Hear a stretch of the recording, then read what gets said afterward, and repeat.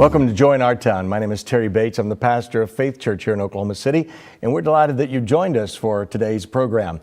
We're excited about having with us today a very special guest, Melissa Ritchie, who is the Communications and Marketing Director for the Children's Rehabilitation Hospital Center here in Bethany, Oklahoma. Tremendous organization and ministry that has done an incredible job, very unique and rare, as you're going to discover in our dialogue here today.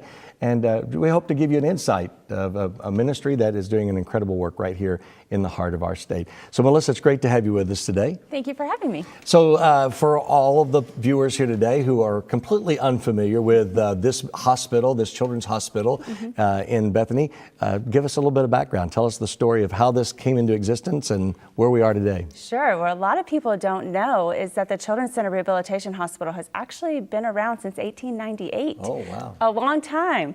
But it didn't start out as a hospital. It started out as an orphanage. A lady by the name of Maddie Mallory, a young woman from Kansas, was traveling through Oklahoma on her way to Canada to do mission work. And she was traveling by train, and when the train took a stop in Oklahoma City, she got off the train and she's looking around and she sees that there's all these kids who don't have families, who don't have food, they don't have shelter. This was before Oklahoma became a state. And so she canceled her plans right then and there. So she had this calling from God to build this orphanage in Oklahoma City. So she used the 3 pennies in her pocket, a watch on her wrist, and rented a building in downtown Oklahoma City. And she stayed there for several years, but as the years started going on, she realized Oklahoma City was becoming too wild for the children. Imagine that in the early 1900s, too wild. Yeah. So she then moved out to the land that we are currently on in Bethany, Oklahoma. So again, more changes on down the road for Maddie, and she changed it into a convalescence center. It was a hospital to treat children with polio during the polio epidemic in Oklahoma. And then she passed away, and some new people took over ownership of the hospital. And around the 1970s, the financial burden really hit the hospital. And so a man by the name of Albert Gray, at the age of 25, was brought in to shut the facility down. You imagine being 25 years old, that's a pretty heavy burden to carry. But he came in, he met the patients, he met the families, the staff, and he said, I can't shut this facility down. I have this huge vision. And he gave everyone a raise and made it what it is today. Incredible. So let me divest back a little bit for just a moment, because I was curious about any of her writings or records from her early days of beginning pre-statehood. Would this have been, at that time, would the constituents and the orphans been white Caucasian, or would there have been a Native American representation during that time? Is there any record or reference to any of that at that time? I'm glad you asked that, because she was an amazing writer. And so she has all of these journals that we have found to help us to know that this actually happened. And it was a mix. It was a mix of children. And probably 3 months ago, we had a gentleman call us and he said, I believe I had some family members that were part of that orphanage. And we said, well, give us their names, because we actually have these journals that we can go back and look to see if maybe those names are in there. And sure enough, they were. How about 3 that? family members that were part of the orphanage that went on to lead very successful lives in Oklahoma City. Incredible. And we got to give him that information, and it just was really special to him. It's amazing. Well, what an enduring timeline of ministry, really, through this vision, and then to be adaptable to the times and to the trends and to the needs, whether it was the polio epidemic or other challenge that was faced. Today, the hospital plays a very critical role in a very unique niche, I think, for children, because we know we have ERs, we have children's hospitals for surgical type centers. There are other centers for maybe children with autism and other challenges, but this rehabilitation center really focuses on a unique niche. Describe that a little bit more for us. What kind of patients would we find in the children's hospital? Well, we treat children from newborn to 20 years of age, and it's a wide variety of reasons that they're there, but most likely it's a very complex medical issue that they have. So the primary type of patient that we treat, they were born with their condition. So they're born at OU Children's, or they're born at St. Francis in Tulsa, and they need that traumatic care right away. Well, once they're medically stable, then we receive the referral to our hospital to rehabilitate them to get them home. So we're that bridge from your typical hospital to home. These kids are just not quite ready to leave a hospital setting yet, not quite ready to be home with their families just yet. So we need to give them a little bit more time to heal and develop to get them to that next stage. So we do see a lot of kids, like I said, that have that rare condition or just need more time. But we also see kids who may be typically functioning children and teenagers who are at home and they've been in a car accident. Or we see a lot of children who have been in all-terrain vehicle accidents or near drownings. So they have a brain injury or a spinal cord injury. So their length of stay isn't going to be as long as the ones I previously mentioned. However, again, they need that middle ground to really need a little more time until they're ready to go home. So we do a lot of medical care, obviously, 24-hour medical care, just like you would receive in a hospital. But we also provide the rehabilitative therapies. So anywhere from physical therapy to occupational therapy to speech therapy, those are our 3 cores. But we're a children's hospital. We go a little further than that because you have to engage these kids and have fun. So we have pet therapy, we have music therapy, aquatic therapy, art therapy. I could go on and on. If there's a therapy out there, they're trying it. And then we also provide the education side to that. So these kids, many of them are cognitively able to still do their school work and to still learn. So we don't want them to regress while they're in the hospital. We want them to continue moving forward so that when they are ready to transition back into the community, they're already there. They're not having to, start all over again. So our education department does a great job of that. And for all of the participants, it is a residential program. So it's not something that the community can come by and benefit necessarily from a class, but it is a residential care program. Right. These are inpatients. They are there on average 2 to 3 years if they have a complex medical need. Again, if they're there from an accident or whatnot, it may be 2 to 3 weeks on average. So they live at the facility. The families are involved and able to come and take part in therapy as well as be a part of the education process. But as far as the community coming in, yes, it's a much different setup than what you would see at a typical hospital.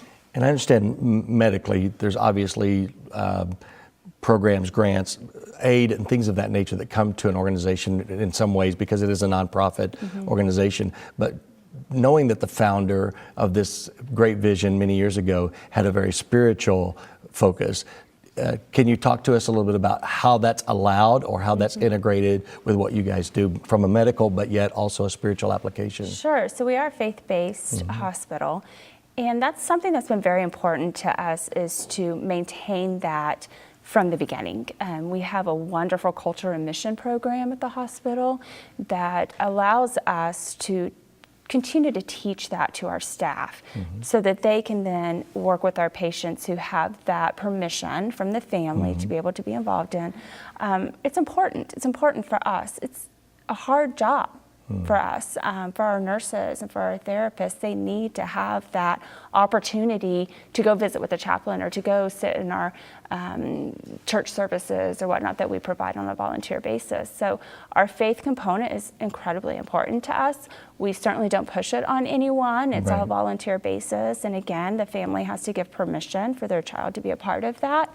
But it's an important aspect, and it's something we don't want to ever lose that and stay true to who we are as a faith-based hospital. So if anyone's driven down the old Route 66 and seen the expansion and development that's going on there, let's talk a little bit about what the future, where are they going and what are they trying to become or achieve in the forthcoming years?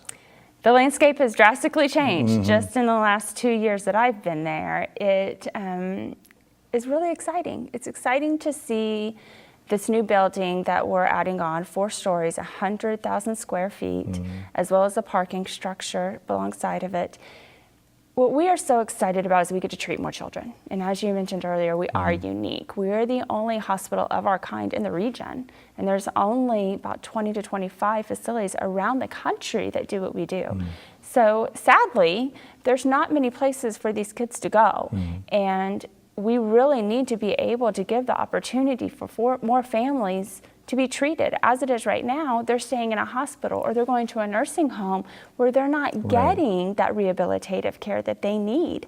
So this gives us that opportunity to have 40 more beds. That's 40 more kids that we can treat at a time, as well as a larger therapy section. We also are quadrupling our radiology department, the size of our radiology department, because that need is so great. We also have outpatient therapy services. So once a child discharges from the inpatient program and they still need a little bit more care, then they can go to our outpatient therapy program, where they see almost 2,500 patients a year. Wow. That's a lot. So we need more space. And so that will provide us more space for these kids to be treated. So the future, it's wide open, and it's exciting for us to be able to provide that for these families, and who knows where we'll go from there. And that's what I love about the vision of our hospital, as you mentioned earlier, is that we really look at the need of what the community tells us, and then we really try to build towards that and help that need, because obviously there's just not many other resources. And because of the uniqueness and the limited number of facilities like this, and you already alluded to the fact that because of the limitations, some are put in convalescent care facilities where they're not getting the best opportunity for them. So you're indicating to us there is a waiting list. There people are waiting to get into this situation, correct? There is a waiting list, sadly, and it's unfortunate. It's unfortunate for these families to have to wait and see their child not be able to get that care that they need right away. So that's the exciting part for us, is to be able to provide that opportunity to get them into the hospital and get them home, back to where they're going to thrive even more. But you also see those kids who are in rural Oklahoma who just don't know about us yet. And so they're going to nursing homes where you have an 18-year-old who's in the same room as somebody who's in their 90s. And it's just not the right setup for that child or for that other person.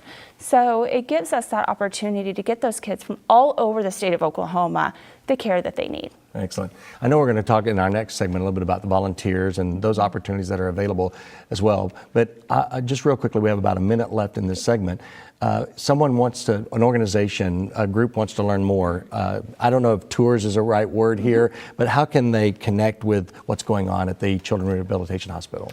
We truly believe seeing is believing. So we want people to come and take tours of the hospital and to get to meet the patients. Our patients love when people come in to meet them. So it's a great opportunity for the community to come in and be a part of that volunteer program. So they can go to our website. It's as easy as miracleshappenhere.org and learn more about how they can be involved. That's awesome. Well, we've been talking with Melissa Ritchie. She is the Communication Marketing Director for the Children's Center Rehabilitation Hospital in Bethany, Oklahoma. We're going to talk a little bit more with some of the people who are involved in this great organization and how volunteerism might be an opportunity, or to go to their website, Miracles Happen Here, find out how you can connect. We'll be right back in our second segment of Joy in Our Town, so stay tuned as we'll be bringing more about the Children's Center Rehabilitation Hospital in Bethany, Oklahoma.